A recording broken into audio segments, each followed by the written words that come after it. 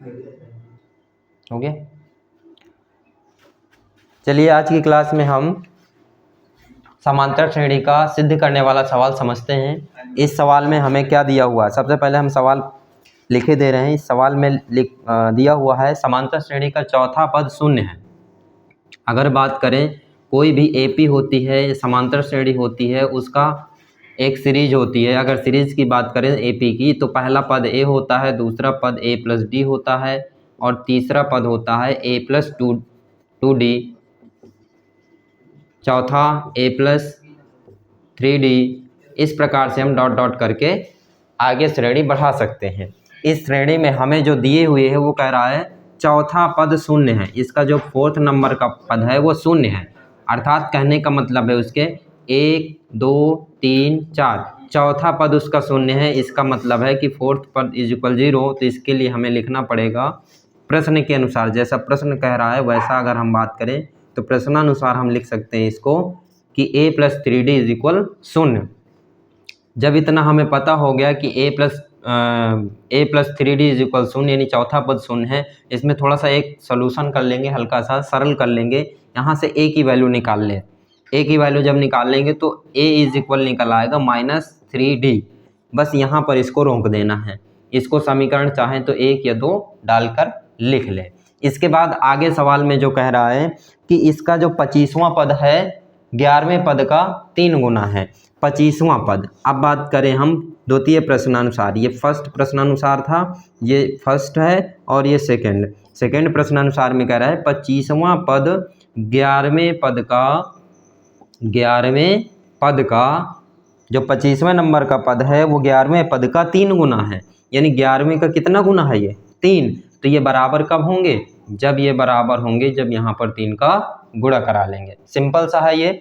तो 25वां पद 11वें पद का 3 गुना है, अर्थात हम कह सकते हैं a का मान हम यहाँ से निकाल चुके हैं। अब यहाँ पर आते हैं 25वां पद। जरा इस सीरीज में आते हैं एपी की सीरीज में a प्लस, अगर पहला पद है तो a है, दूसरा पद है तो उसमें एक d जोड़ना है, तीसरा पद है तो a प्लस 2d, यानी कि इसमें तीसरा पद निकालने के लिए 2d कर रहे हैं। यहाँ समझने की बात है। अगर चौथा पद कह रहे हैं तो चौथा पद का मतलब है कि उनमें से एक कम करके उसमें d का मल्टीप्लाई करा देना है। तो यहाँ से आप समझ सकते हो कि 25वां पद जब निकालना होगा तो इसको हम कैसे लिख सकते हैं, a प्लस 24d। क्या लिखेंगे, a प्लस 24d। इसके बाद आते हैं यहाँ 3 का गुणा करा लेंगे। हमने प्रश्न को जो कह रहा था उसको हम इस लाइन में पूरा लिख लिए हैं कि 25वां पद 11वें पद का 3 गुना है। अभी ये 3 गुना था तो ये बराबर कब होंगे, जब यहाँ पर हम 3 का गुणा करा लेते हैं। इसके बाद यहाँ पर देखते हैं ये 25वां पद लिख गया हमारा। अब आते हैं 11वें पद। तो 11वें पद में क्या लिखेंगे, हमें पता है, सेम इसी डिजाइन से लिखेंगे जैसा उसमें कह रहा था। तो a प्लस 11वें पद का है तो क्या लिखेंगे, 10d। क्या लिखेंगे, 10d। जैसे इतना लिख जाए, लिखने के बाद यहाँ से a की वैल्यू हमें पता है। a की वैल्यू क्या है, वो सबसे पहले मल्टीप्लाई करा लो।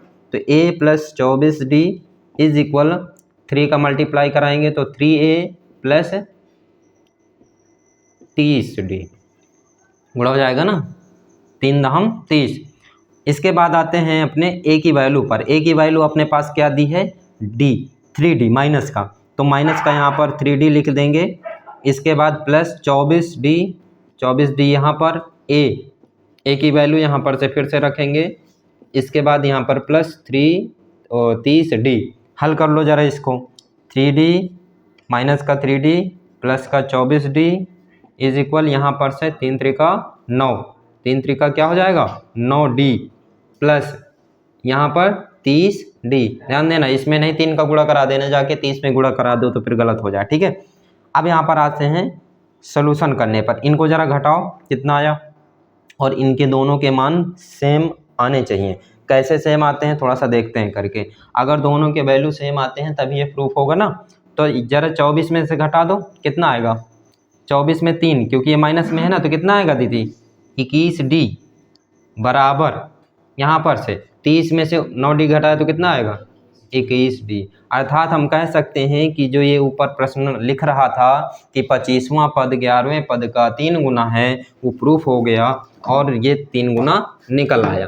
तो ये अपना यहाँ पर लिख देंगे इट्स प्रूव्ड,